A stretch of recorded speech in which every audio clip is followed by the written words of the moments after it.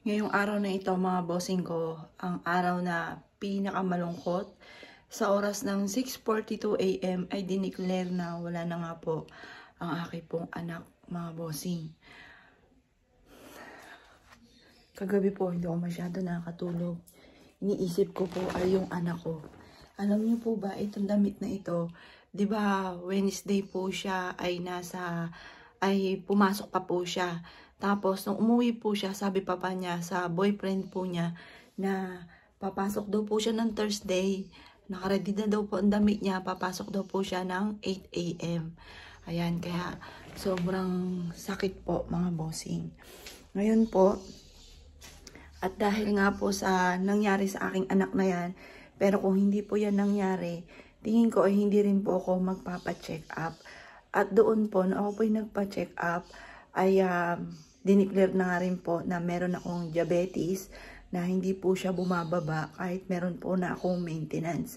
At pagkatapos, na-detect po na meron na rin po ako na komplikasyon. Ang komplikasyon ko po ay sa puso.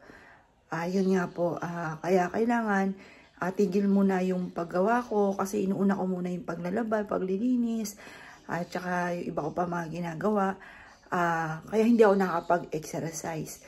Ngayon po, yung aking gawing ganon ay babaguhin ko. Una daw po muna ay exercise sa umaga bago ko po ito gawin.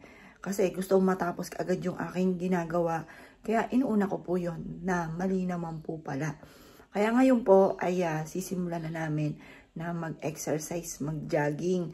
Mag-walking lang po kami dito sa loob ng aming subdivision at ito nga po, ibibidyo ko po sa inyo yung everyday na family na may diabetes na masaklap. Yan nga po. Dahil sa mali po naming gawain dati, hindi po kami maano sa aming healthy. Kung makikita nyo naman po yung mga binibidyo ko na talaga namang masyadong mamantika, at saka laging sa labas, yung mga ganong frozen na mali po. Kaya ngayon, magba-blender po ako, bumili ako ng juicer para makapag-blender naman po ako ng ampalaya, mga bossing, at makapagbabad ng okra.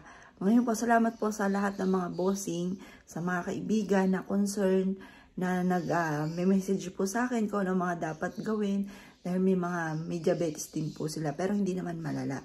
Wala pa silang mga komplikasyon. Ayan, ang nanay ko, nagkaroon dati rin ng komplikasyon sa basta nagkaroon na nanay ko ng komplikasyon sa mata, lumabo ang mata. Ayan. Ngayon po, ang masaklap, si Jolene pala ay sa akin nagmana dahil ang komplikasyon ni Jolene po, cardiac arrest po ang isa sa mga cause ng kanya pong pagkawala at ganoon din po sa kidney. Ngayon, i-examine naman po ako sa kidney.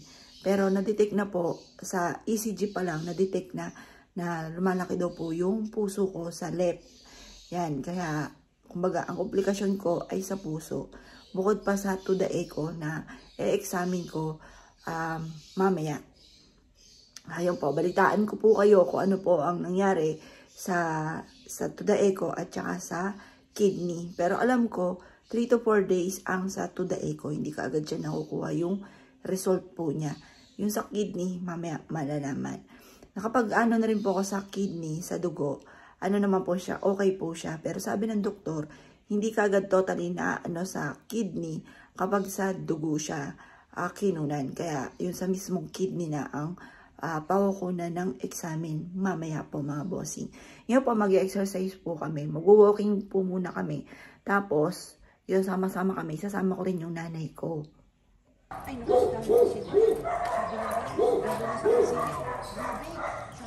sabi nga sa akin sige. Okay. May aso? Diyan?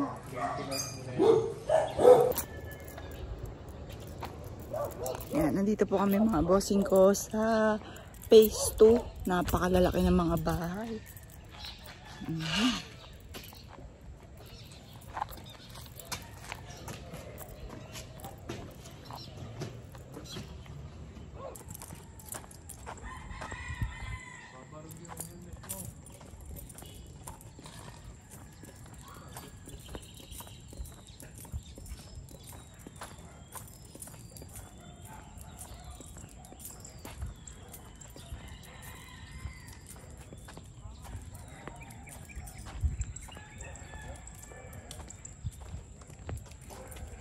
na ambon.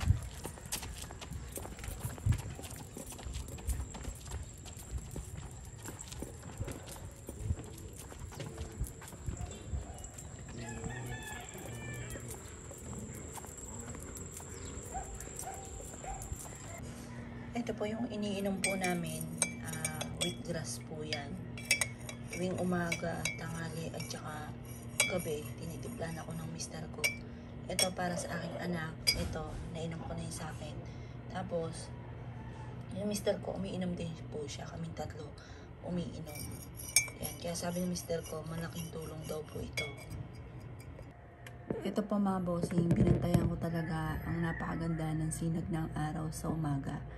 Pataas na po yan.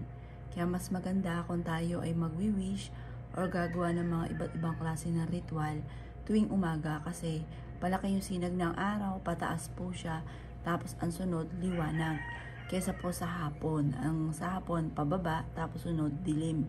Pero lamang kapag ka full moon, pag full moon, lubos-lubusin natin dahil isang beses lamang po yan dumarating sa loob ng isang taon mga bossing. Napakaswerte po niya, napakaganda ng sinag ng araw. Pagmasdan niyo po mga bossing, ang ganda-ganda, ang laki ng sinag ng araw. Mukhang ngayong araw na ito mga bossing ko ay magkakaroon ng napakainit na panahon. Ayan po mga bossing, napakaganda ng sinag ng araw. Yan, lumabas na ako dito sa terrace mga bossing. Dito ako sa terrace. Yan.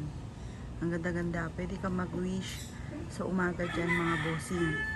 Ako, i-wish ko na gumaling kami sa aming mga karamdaman. Magkaroon kami ng mahabang buhay. Kaming tatlo. At yun din sa lahat ng mga bossing na dumadaan sa mga pagsubok lalo na sa karamdaman.